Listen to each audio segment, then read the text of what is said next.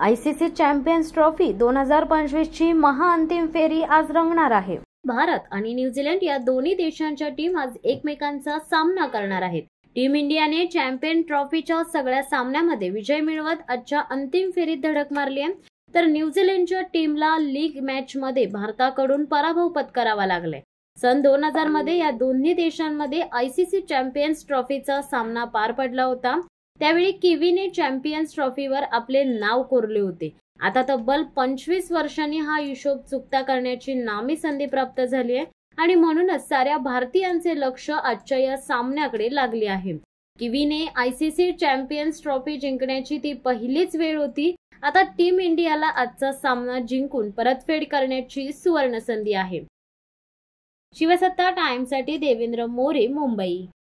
दे धडक बेधडक वृत्त देणाऱ्या आपल्या शिवसत्ता टाइम्स न्यूज चॅनलला लाल बटन दाबून सबस्क्राईब करा आणि बेल आयकॉनला क्लिक करायला विसरू नका।